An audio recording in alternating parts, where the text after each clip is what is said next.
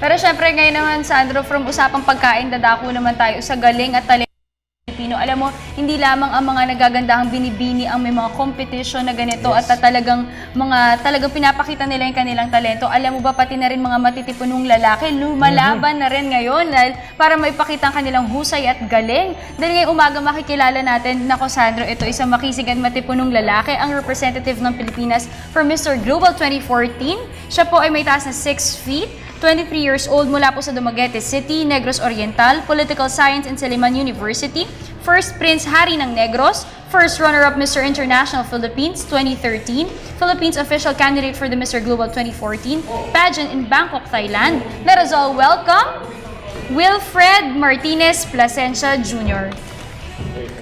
Good morning! Good morning, Wilfred. Welcome to Good Morning, Boss! Yes. Thank you for Wow. inviting me. Yes. Napakagwapo naman ito ni Wilfred. Ngayon siguro na nga ata ako. Na ito, Wilfred, gusto ko matanong, kumbaga yung pageant for male, yung mga male pageant, it's not something na kumbaga as known as the female pageants that we have in the Philippines. Pero what was the thing that pushed you to join and try out for this?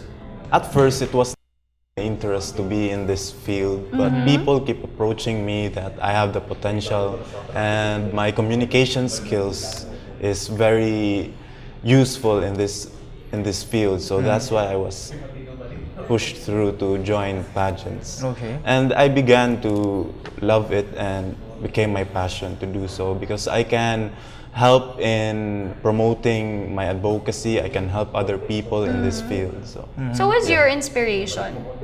Inspiration was, I think it was myself to push further than my usual capabilities, the usual things that I do. To be in a new field is a challenge. Is this your first pageant, itong Mr. Global or itong Mr. International Philippines? Not actually. Back then in our province, I was in Hari ng Negros wherein I won first Prince. So from then, they appointed me to join Mr. International Philippines wherein I represented my province. So Marami na rin pala siya, Sandro, na sariyang pageant. So ito, bata ka pala ba? Diling na rin talaga into pageants. Meron ba kayo sa family na ganun para... no, actually I'm the only one. I have a brother but he's not interested in this.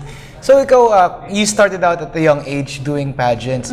So what type of training did you have to undergo? I mean, kumbaga sabi mo nga, wala naman talaga ikaw hilig dito, but people were telling you and pushing you to join this pageant. So what type of training did you undergo for you to be what you are now, Mr. Global Philippines? In this field, I need to be in my best shape, so I go to the gym regularly. I try to eat as clean as much as possible, and I have trainings to how to project effectively, so how to dress myself up appropriately. So, yun. Siguro ngayon, let's talk about the pageant. What is it all about, Mr. Global 2014? Mr. Global they are in search of a man who is capable of competing globally. He must possess handsomeness, the right attitude, and smartness. So, to sum it up, they are looking for someone who has the overall package. So ito po ay gaganapin sa Bangland. Yes. So ilan kayo magko-compete? Ilang contestants ang As of kasali now, dito? we are 20, but they are expecting 25 plus or 30 candidates. Okay. And then when is this gonna be? And then so kumbaga how long have you had to prepare for this competition also? The final night is on the March 27, but my flight is on the 21st. And I've been training for about a year for this. So, A year, yeah. okay. So kung baga nung nag-start off ka, talagang wala ka naman clue dito, and then you told me nga you had to go to the gym, and then you had to go like know how to dress up yourself. So like how was it like kumbaga your adjustment period nung time na knowing nothing about it, and from what you know now, kumbaga you're well trained already, you're gonna be competing internationally. So how has the process been, the journey kumbaga para sa'yo? At first, it was really awkward because you need to be on stage to present yourself. So it's a challenge to be at your finest always. But then through training, I've learned to perfect myself, to project myself. So that was the journey. At first, it was really awkward, but I began to like it. Okay, there will be 20 to 25 contestants, right, who will be joining. So, dapat meron kang unique selling proposition. So, what is your edge over the others? Paano ka magsa-stand out from the rest? One of the main factors that people say that why I should join these type of events because of my manly look. So I think that's one of my biggest advantage, my bone structure. They say I have the appeal for this type of events. So, that's just the physical appearance. What Yes. about your talent? And that's why they keep on approaching me to join in these events because of my communication skills. They so, anong say talent ang ipapakita mo? on talent is I'm going to sing. Okay. So, sample. Actually, pwede ba? Pwede ba you could give us like a few lines that you could do a Yes. sample also para makita na natin kumbaga patikim ng konti para sa mga boss natin syempre aabangan ng yung competition ng Mr. Global Philippines. Okay. So I won't talk, I won't breathe, I won't move till you finally say that you belong to me. Yay! Ang galing-galing. Patikim pa lang yan Oo, Nakikita wala naman pa natin na yan. talagang very talented ng ating So, I'm Mr. sure Global mananalo Philippines. to, no? So, Yes, kapag yes, nanalo ka, ano hopefully, bang hopefully. advocacy mo ulit? Ano yung pagtutuunan mo ng pansin? I would like to promote equality among people regardless where we come from, the tradition that we are used to and the culture. That's where I would like to hit from.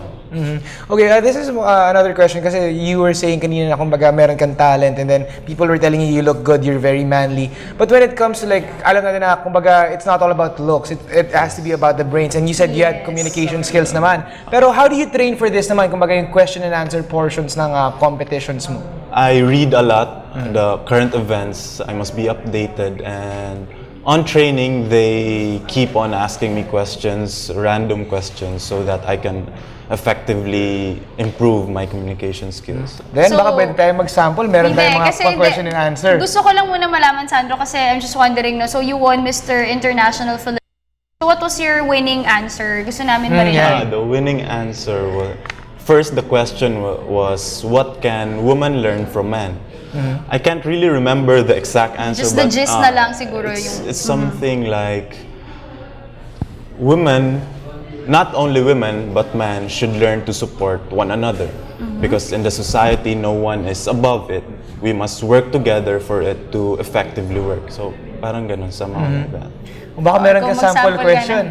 Siguro mga, if you were stranded on an island, why? Loko lang.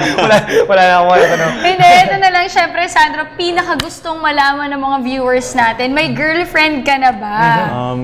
Back hometown, my hometown, yes, I have a girlfriend. So ngayon siguro, I'm sure, paano mo hinahandle naman na syempre, kumbaga, tingin sa'yo ng mga babae bilang isang male winner ng pageant, parang eye candy ka. So, how do you keep your relationship going with your girlfriend, lalo na long distance ngayon na she's back home?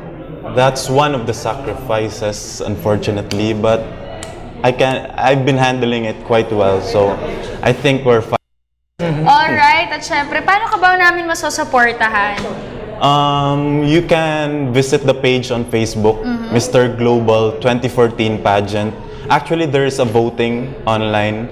Currently, we are leading, so that's Wow, good news. congratulations. But let's keep it up. Just visit the page, Mr. Global 2014 pageant, and there's a voting album there.